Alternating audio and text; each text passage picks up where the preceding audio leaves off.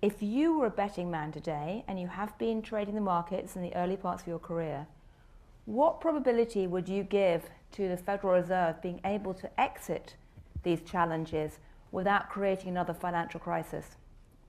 Well, let's leave the world crisis out. Okay, extreme instability or volatility. If I can use the substitute term turmoil. Turmoil. Yep, turmoil would be good. We like turmoil. I don't think it's possible. You don't think it's possible? No, I think that, remember we had that the first tapering discussion, we got a very strong market response. And then we reassured everybody we have no, and remember, tapering is still slowing the rate of increase. We're still increasing the balance sheets. And the ECB is starting anew on, the ECB's got far greater problems than the Fed has. The Fed is in reasonably good shape in that regard. Well, that's not reassuring. But before, I'm going to turn to the audience for questions in 1 minute. But before I do, though, I just want to ask, though, one of the really interesting chapters in your book is about gold.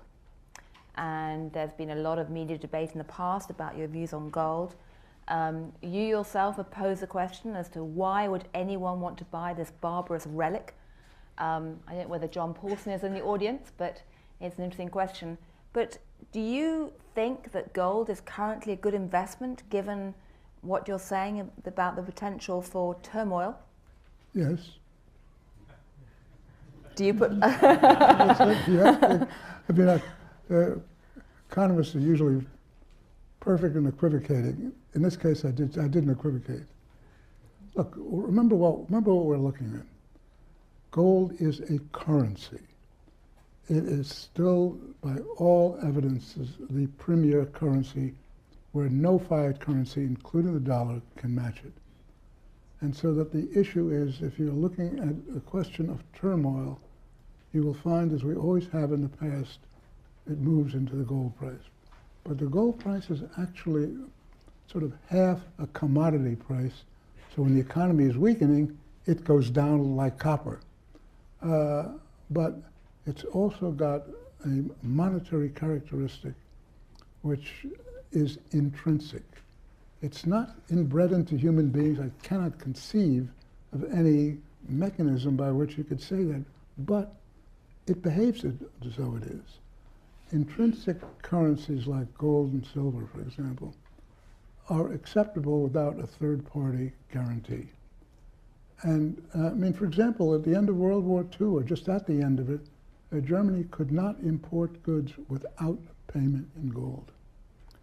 The person who shipped the goods in would accept the gold and didn't care if there's any credit standard associated with it. That is a very rare phenomenon. It's the reason why, for example, in a renewal of an agreement that the central banks have made, European central banks, I believe, about allocating their gold sales, which occurred when gold prices were falling down, that has been renewed this year with a statement that gold serves a very important place in monetary reserves. And the question is, why do central banks put money into an asset which has no rate of return, but cost of storage and insurance and everything else like that? Why are they doing that? If you look at the data, with a very few exceptions, all of the developed countries have gold reserves. Why? Well, I imagine right now it's because of a question mark hanging over the value of fiat currency or the credibility going forward. Well, that's what I'm getting at. Every time you get some really serious question, the 50% of the gold price determination begins to move. Right. And I think it is fascinating. And I don't know, is Ben Steele in the audience? Yes. There he is, okay.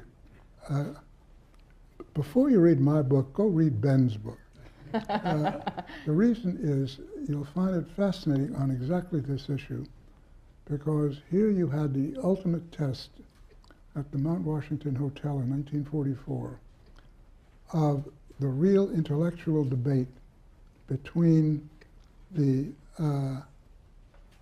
those who wanted an international fiat currency, which was embodied in John Maynard Keynes' construct of a bancor, and he was there in 1944, holding forth with all of his prestige, but couldn't counter the fact that the United States dollar was convertible into gold, and that was the major draw. Everyone wanted America's gold, and I think that Ben really described that in extraordinarily useful terms as far as I can see.